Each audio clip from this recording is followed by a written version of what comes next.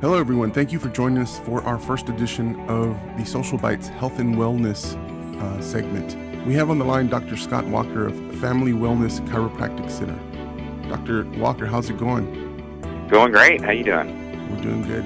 Hey, I'm really excited about this segment. I think we can bring a lot to the table and to our listeners. I know you wanted to talk a little bit about stress today, and I just wanted to see if you could kind of give us a brief breakdown of stress and of ways that we can manage that. Absolutely. Well, stress is kind of a big word, and it's really a buzzword when we're dealing with health and the common things that people deal with on a day in and day out basis. And I always ask people when I meet them initially in a consultation just how they define stress, and everybody kind of immediately rushes to, oh, my husband or my job or the kids, or 9 times out of 10 it's something that's related to their day-to-day lives that is more of an emotional stress, and that's kind of what we latch onto when we think of stress. That's typically the first thing that pops in people's minds is more of an emotional or psychological type of stress. Mm-hmm. But really, stress is three-dimensional. And what I mean by that, there's 3 types of stress. Pretty much any disease or any disorder or dysfunction can all be linked back to being caused by some type of stress. But like I said, there's 3 dimensions of stress. We have physical stress, emotional stress that I already mentioned, and then chemical stress. Mm-hmm. And all 3 of those are always there. We can't get rid of that. We can never. I always tell people I'd love to tell you that I'm going to take away all your stress, Mm-hmm. which would be nice. Mm-hmm. We'd have people lined up out the door. But what we can do is if we can improve your function, we can talk a little bit more about that as we go along, but if we can improve function, then we can help you adapt better to stress and manage it better. What do you mean by function? What does that mean? Well, the function of anything in the body. Okay. As a chiropractor, my main objective is to identify if there's any interferences in the nervous system. Okay. And those interferences, we identify those primarily through the spine as being what we call a subluxation, which is just a term that we use that means the misalignments or loss of normal motion from one vertebra to another that Mm-hmm. can interfere with the nerve energy or the nerve flow. Okay. And all of those... It's like a kink in a wire. Kind of, yeah, exactly. Okay. It's like kinking a water hose, and you still have water coming out, but it's not 100%. Right. Or another example would be a dimmer switch on a light. If you have a light that has a dimmer switch on it, and you've got it in the dimmer mode, Mm-hmm. you go into the room, and it's, you can see, but you can't see clearly. You can't see everything as well, especially if you're looking for black dress socks in a drawer that has navy blue and brown. You're going to have a difficult time telling which one is which. You can tell they're socks, but you can't tell which is which color. Right. And until you go over and you turn that light and give it its full power, Mm-hmm. now you can that light is expressing itself to its fullest, and now we can see and function in the room better. Okay. And that's kind of how our lives work and our bodies work. If we have these subluxations or these interferences going on, we can get used to that and feel like, okay, just like in a dimly lit room, when you first walk in, you can't see as well, but when you're in the room for a little while, you kind of adjust to it and you Mm-hmm. adapt to that, and then you're like, oh, I can see better now. Yeah. But there's still the same amount of light that's Yeah. dim. We just get used to that, and that's what happens a lot of times in our function of our daily activities, is that Mm-hmm. we kind of gradually just start to have a little bit more of a dimming effect in our lives, and we get used to that, and we think, well, I guess this is just normal. This is just part of aging.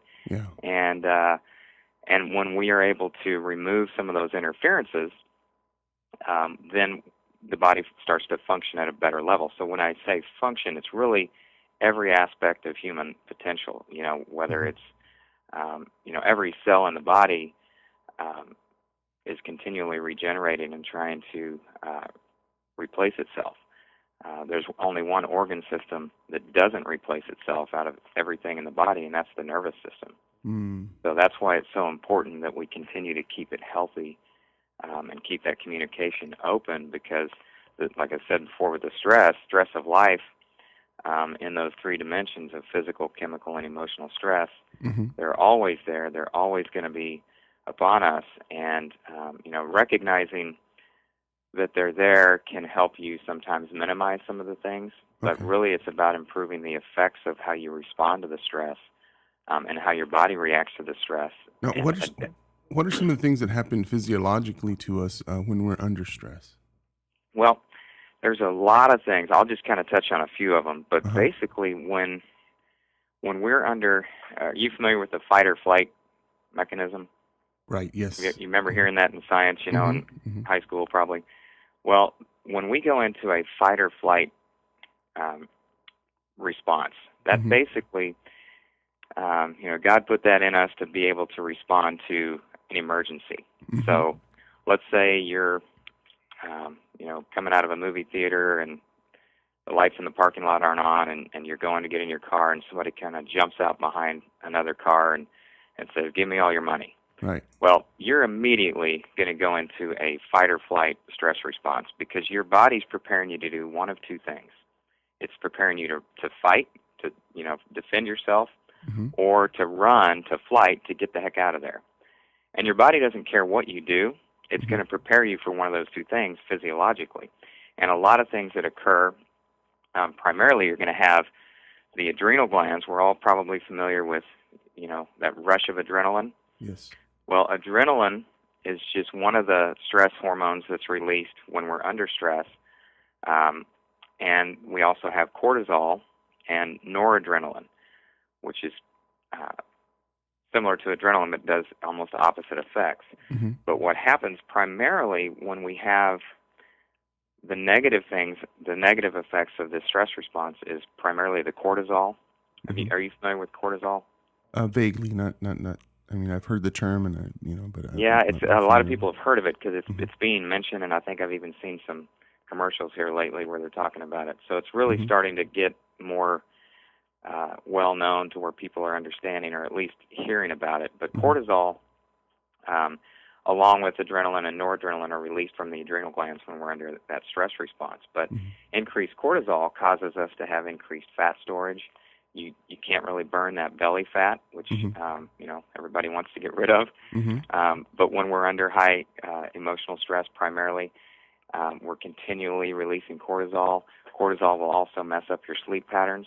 Mm-hmm. People who have a difficult time falling asleep at night, Mm-hmm. usually one of the things that contributes to that is high levels of cortisol, because cortisol should be high in the morning and then gradually taper off as we go throughout the day.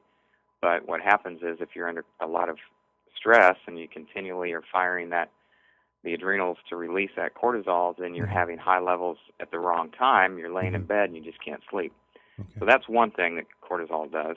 The other thing it can do is it causes a release of glycogen stores in the liver. And basically, glycogen is stored sugar Mm-hmm. that's in the liver that gets broken down into usable sugar, which would be the glucose. Mm-hmm. So that, because when we are in that situation, that fight or flight stress mode, we need to have some sugar into the blood, because what does sugar do? Gives you that rush, that energy. That's right, gives you that quick little burst of energy, Mm-hmm. and so it'll last maybe 10 to 15 minutes. Well, Mm-hmm. you get that little surge, and what happens is the body says, okay, you're in this stress response. So the insulin receptors, Mm-hmm. the insulin is what will help to control and reduce some of the glucose and balance the sugar in the Mm-hmm. blood. Mm-hmm. But is thinking, okay, you're in a stress response, so I have to downregulate or basically turn off those receptors so that the sugar can be active and give you the energy you need. Mm-hmm. Mm-hmm. You kind of see a little cycle that could develop here. Yeah. When we have too much downregulation of the insulin receptors, then we're having higher levels of glucose in the blood. We have that going on for long periods of time. We have the lack of the ability to burn fat. Mm-hmm. We're contributing to, probably the number one issue that we have, at least in our area in South Texas, which Mm-hmm. is type 2 diabetes. Yeah. So it sounds like what happens is stress causes the release of these chemicals, additional releases of these chemicals. These chemicals then affect body functions like metabolism and sleep patterns and so forth. Is that Absolutely, yes. Okay. I mean, if blood pressure, it affects immunity, your ability to fight and resist allergens and toxins in the air. It decreases serotonin, which is the feel-good chemical in your brain that makes you, so then that can lead to more depression. There's just so many things that physiologically that happen when we're under stress. And so, okay, go ahead. I was just going to say, and the thing is that every response triggers the alarm. In other words, you can be in traffic and kind of get into that, maybe not quite road rage, but you can, somebody cuts you off in traffic, or you have an argument with somebody, or any number of things that happen throughout our day. We kind of go into that stress response emotionally just from having a thought or an incident occur, and every time that happens, we're having these hormones being released. So if we're not actively doing anything, if we're not out exercising and doing something to essentially burn off and get these hormones and chemicals flushed out of the system, so to speak, and used, because they're made for a reason, so that we can do some activity. You have that increased blood flow going to your large muscles so that you can run and so that you can fight or do whatever you're going to do. Right. But when you're doing it in an office setting or at home and you're not out doing some kind of activity immediately, then that's when we start to see more of the dangers of these chemicals that are staying in the system, not doing what they were designed to be released for. And so how does chiropractic approach helping to manage stress, or what's the approach with using chiropractic? Well, chiropractic, I always tell people that it's one aspect. In my opinion, it's probably the most important aspect of a wellness program. And what I mean by that is, we've got to eat well, you've got to exercise, you've got to have good thoughts, but you have to, above all, you have to have proper nerve supply. Because if you don't have good nerve supply to all the organs, tissues, and cells in the body, then they're not going to be functioning optimally or as well as they should. But and I always tell people, like I said before, chiropractic, and there's really no one that can remove your stress. Only God can take our stress away. But if we can remove the interferences and those subluxations that I mentioned earlier, and how we do that is we perform what's called an adjustment to restore the normal function of the joints and the vertebrae and the spine, to remove the interferences and the pressure around the nerves that's not allowing them to function properly. Then what happens is that increases the function of where those nerves go, but also if your body's functioning at its highest level optimally, then you can adapt better to stress. It doesn't mean that the stress goes away. It just means that now you can adapt and do things better than what you could before. And I'll give you a quick little example, because just so it'll make sense. I had a gentleman come in one day that used to love doing his yard. He loved working outside and working in the yard, but he was getting to the point where it would take him about 4 hours to finish, because he'd have to take breaks, and he was in pain, and he just wasn't doing well. But he would still do it. Well, he started coming in, and after about a month of being under care, he came in and he said, "Man," he goes, "I got to tell you what happened over the weekend." I said, "Well, what was that?" And he goes, "Well, I went and mowed my yard, and I finished in an hour and a half." And I said, "Oh, that's great." And he goes, "Yeah, but then I went inside, and my wife said, 'Hey, I'm going to go to the mall. Do you want to go with me?'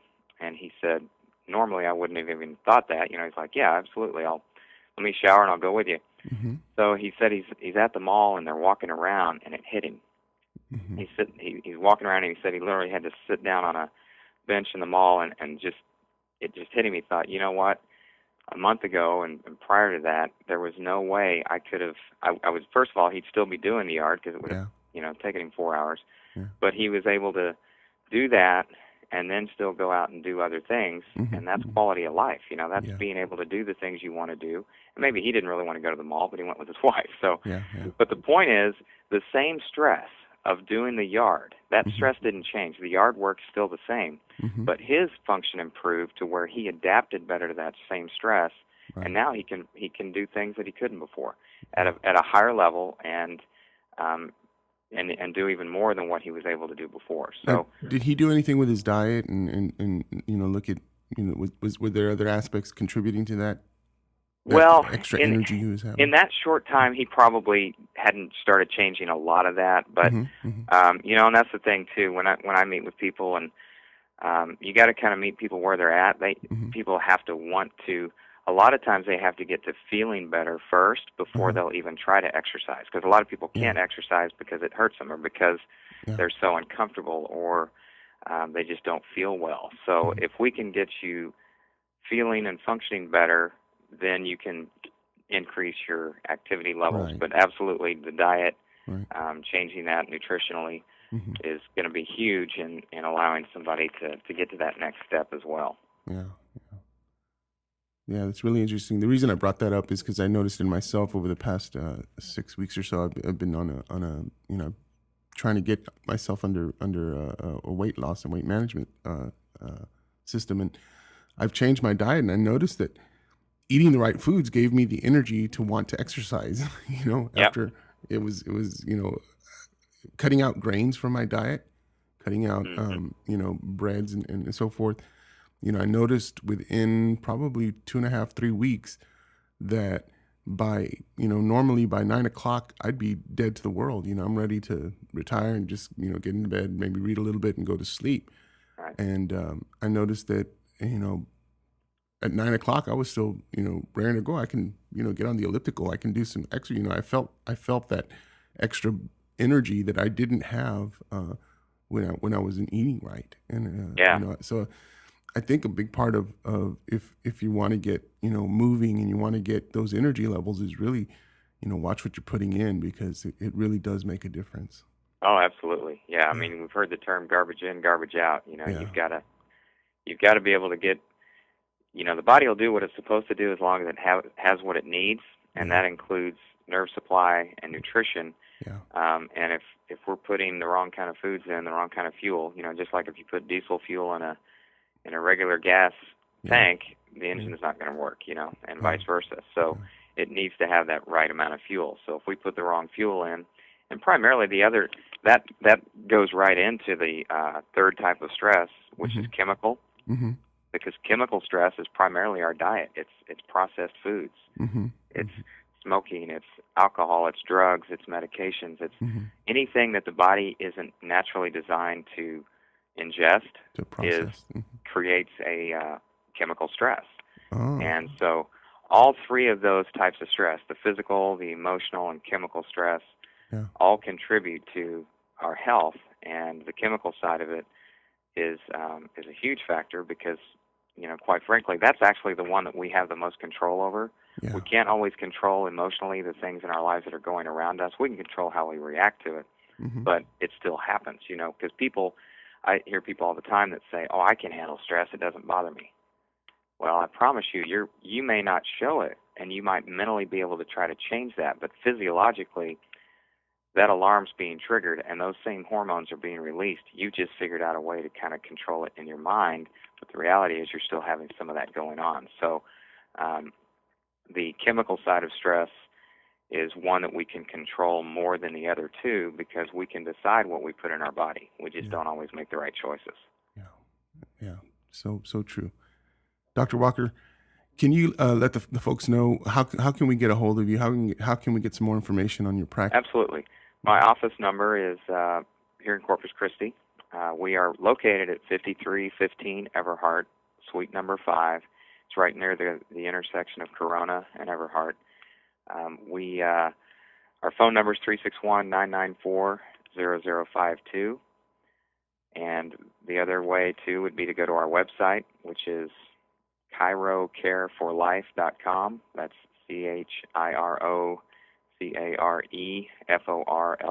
chirocareforlife.com for life. Well, chirocare for life. Sorry. Mm-hmm. .com. And just, we always offer a complimentary initial consultation and spinal exam. We use some technology that helps to look at stresses in the nervous system and function of the muscle and activity going on along the spine that you may or may not feel. Mm-hmm. So part of that is included in that initial consultation that would be complimentary for anyone that's interested in, coming and getting things checked out. Yeah. We also have a new membership type model that we have, so people are able to, just like a gym where you have access to go to the gym paying a monthly fee, we have the same type of system here for that as well, that offers people the ability to get the care they want and need without having to be so costly. So, and I can attest to going and visiting Dr. Walker. It's made a phenomenal difference in my approach to my wellness. I started seeing him earlier in the year, and I was getting these pinched nerves in my back. I do IT work all day, and so I was getting these muscle spasms in my back. And ever since I started, since I got on the chiropractic adjustments, man, it's just made a huge difference. I don't have to live with that annoying pain in my back, that I'd been dealing with for probably 3 years. And so it does make a big difference. In fact, I need to go see you this weekend, so I'll probably be there on Saturday. Sounds good. All right. Dr. Walker, it's been an honor, a privilege. Look forward to doing this semi-monthly with you. And I hope everybody continues to listen in, and that we can bring some quality of life into everybody, over the next year or so. Absolutely. It's my pleasure. I appreciate you having me. All right. Thank you. You bet. You've been listening to the Health and Wellness Edition on socialbytescc.com. We hope you enjoyed the program. We'd like to thank Dr. Scott Walker with the Family Wellness Chiropractic Center of Corpus Christi. You can contact him at 361-994-0052 or on the web at www.chirocareforlife.com. You can check out the show notes also. We have some additional resources there on stress. We also want to thank our program sponsors, Advanced Temporaries, Inc., your partner in staffing. Reach them at 361-855-5627 or www.advtemp.com. To Outside the Box, a marketing and promotional specialty company.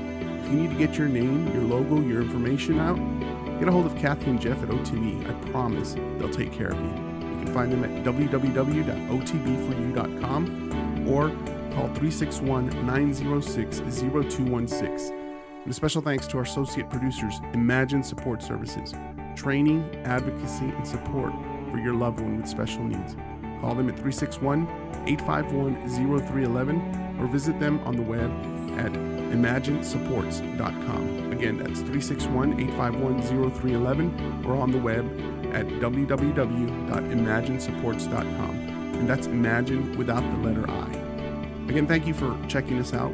Remember, you are our network. Like and share us on Facebook. Follow and retweet us on Twitter. Help us get the word out. Until next time, friends, God bless you, and our very best and warmest regards.